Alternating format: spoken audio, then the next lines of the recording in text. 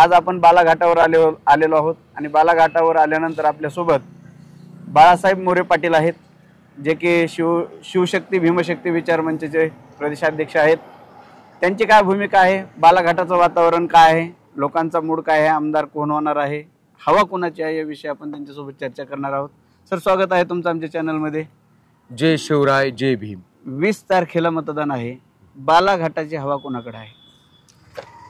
बालाघाटावर सध्या मराठा समाजामध्ये जे मतविभाजन होत आहे 4-5 उमेदवार उभे असल्यामुळे, तर त्या अनुषंगाने गेल्या 4-5 दिवसापासून झपाट्याने समीकरण बदलून आज अशी परिस्थिती निर्माण झालेली आहे की नाही मामूसे नकटा मामू म्हणून संदीप भैया क्षीरसागरांच्या तुतारीचा लोकसभेपेक्षाही जास्त सुप्त लाट बालाघाट परिसरात निर्माण झालेली आहे। संदीप भैया क्षीरसागर यांची लाट निर्माण झालेली, तुम्ही सांगितलं तुम्ही मराठा चळवळीमध्ये काम केलेलं आहे। आता 4-5 उमेदवार आहेत, त्यापैकी एखाद्याला संधी द्यावा असं वाटत नाही तुम्हाला? मी जवळपास 1,500-2 हजार लोकांचं मत गेल्या आठवडाभरात आजमावलं। लोकांची अशी धारणा आहे की मनोज जरांगे पाटलांनी जी चळवळ सुरू केलेली आहे त्यामुळे मराठा समाजामध्ये जागृती झालेली आहे आणि मराठा समाजाची अशी मानसिकता होती की एक गट्टा मतदान मराठा उमेदवारांच्या पारड्यात टाकावं, परंतु दुर्दैवानं 4-5 उमेदवार असल्यामुळे त्यांच्यात एकमत न होऊ शकल्यामुळे मताचं जे विभाजन होणार आहे आणि आपला पराजयाची जी नामुष्की ओढवणार आहे, म्हणून या ठिकाणी संदीप भैया क्षीरसागरांचा विजय हा आपल्या समाजाच्या आत्मसन्मानासाठी महत्वाचा मराठा समाज आणि एकंदरीतच 18 पगड जाती जमाती या ठिकाणी मानल्यामुळं आज संदीप भैयाकडे वाढता कल दिवसेंदिवस या ठिकाणी होत आहे। तुम्ही सांगितलं की मराठा समाजाचं गट्टा मतदान, पण 4-5 उमेदवार उभे राहिलेत आणि त्याचा कुठंतरी नुकसान हे भारतीय जनता पार्टीलाच त्याचा फायदा होईल असं वाटत आहे, सध्या चित्र दिसत आहे। त्यामुळे मराठा समाजाने हा निर्णय घेतलेला आहे।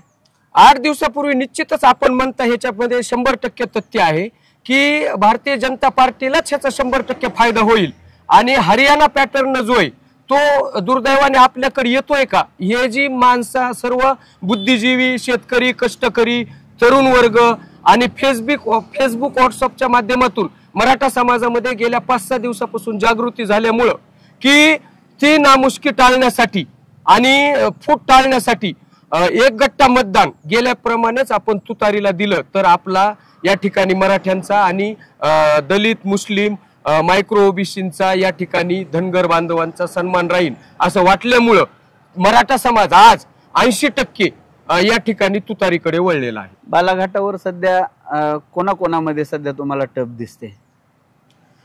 बालाघाटावर मराठा उमेदवार बॅकफुटला गेल्यामुळे आज या ठिकाणी संदीप क्षीरसागर आणि योगेश क्षीरसागर ह्या दोन भावामध्येच कडवी झुंज होती 4 दिवसापूर्वी, पण मराठा समाज खडबडून जागा झाल्यामुळे निश्चितपणे मागच्या 5 वर्षामध्ये संदीप भैयाच आमदार होते।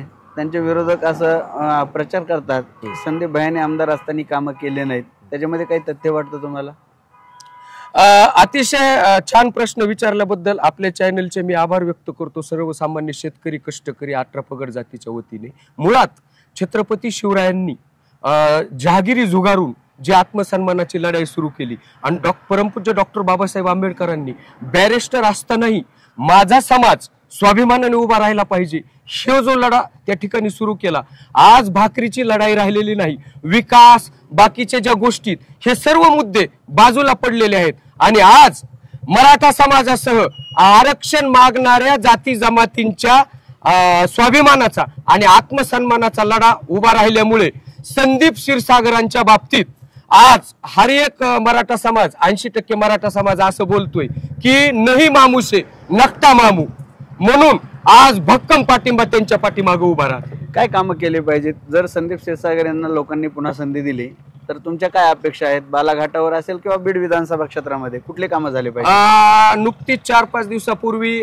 भारतीय राष्ट्रीय काँग्रेसचे राष्ट्रीय अध्यक्ष मल्लिकार्जुनजी खरगे साहेबांनी सांगितलं जर आमचं सरकार जर या ठिकाणी आघाडीचं महाराष्ट्रात आलं तर आम्ही सोयाबीनला 7,000 रुपये भाव देऊ।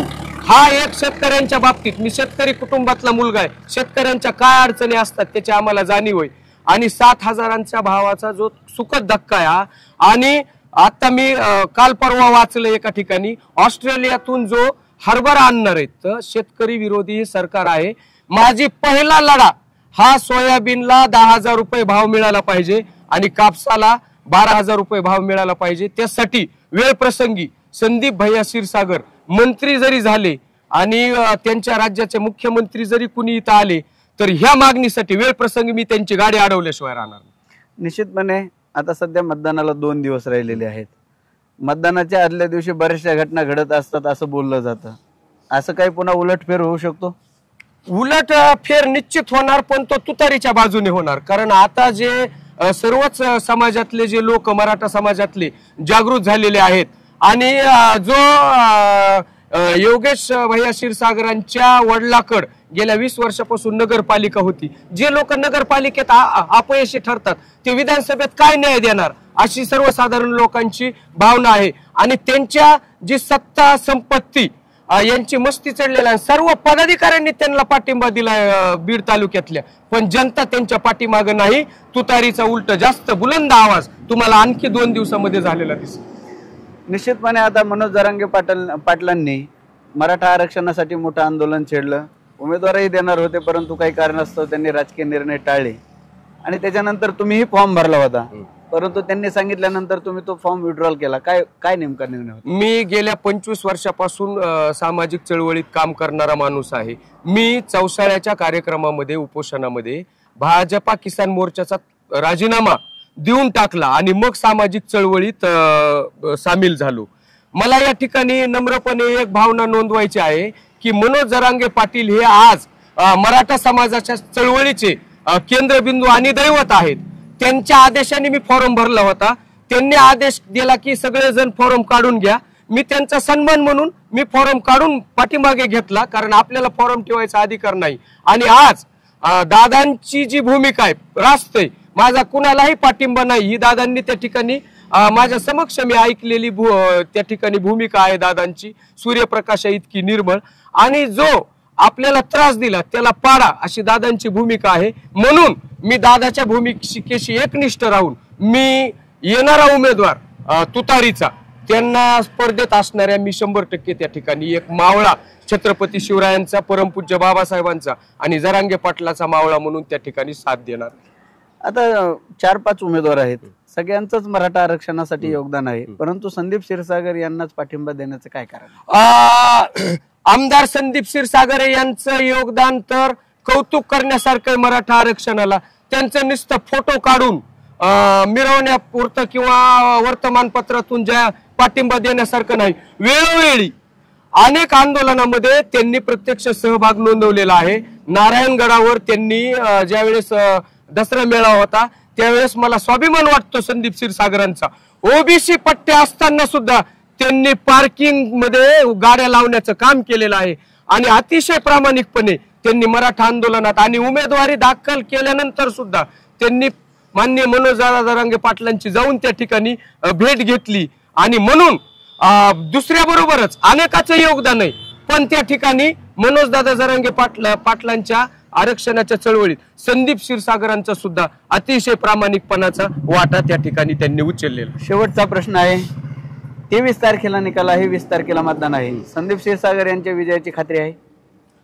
मला तर विजयाची खात्री. मी फिरलो 2000 लोकांचं मत आजमावलं मी की काय करायचं, तर जवळपास 1600 ते 1650 लोकांनी मराठा बांधव असतील, धनगर बांधव असतील, मुस्लिम बांधव असतील, मायक्रो ओबीसी असतील दबलेले, ज्यांना आवाज या ओबीसीच्या मोठ्या ओबीसीच्या पुढं व्यक्त करता येत नाही, त्यांच्या सगळ्यातून जवळपास 1650 ते 1650 लोकांचं असं मत आलं त्या ठिकाणी प्रामाणिक की आपण संदीप भैया क्षीरसागरांच्या तुतारीला या ठिकाणी पाठिंबा देऊन बुलंद केलं पाहिजे. माझाच आत्मविश्वास नाही तर या मतदारसंघातून सगळ्यांचा आत्मविश्वास आहे. मी आपल्या माध्यमातून एक सगळ्याच 18 पगड जाती जमातीला एक या ठिकाणी आवाहन करेल की माझ्या खात्रीचं आपण सगळ्यांनी या बालाघाटाच्या पट्ट्यातून लोकसभेची पुनरावृत्ती करून या ठिकाणाहून लोकसभेपेक्षा जास्त लीड देऊन या ठिकाणी इतिहास निर्माण करावा आणि आम्हाला सगळ्यालाच शेतकरी कष्टकऱ्याला संदीप भैया क्षीरसागरांच्या तुतारीच्या विजयाची 100% खात्री आहे. आपल्या सोबत होते बालाघाटावरील प्रसिद्ध नाव असलेले बाळासाहेब मोरे पाटील. त्यांनी बालाघाटावरील शेतकऱ्यांच्या व्यथा असतील, आरक्षणाचे प्रश्न असतील, संदीप क्षीरसागर यांचं मराठा आरक्षणातील असलेलं योगदान, या सगळ्या गोष्टीवर भूमिका मांडलेली आहे. निश्चितपणे बालाघाट हा ज्याप्रमाणे लोकसभेला बजरंग सोनवणे यांच्या पाठीमागे उभा राहिला, त्याच ताकदीने तेवढीच लीड किंवा त्यापेक्षा थोडी जास्त लीड संदीप क्षीरसागर यांना बालाघाटावरून मिळाल्याशिवाय राहणार नाही, असा विश्वास देखील त्यांनी व्यक्त केलेला आहे.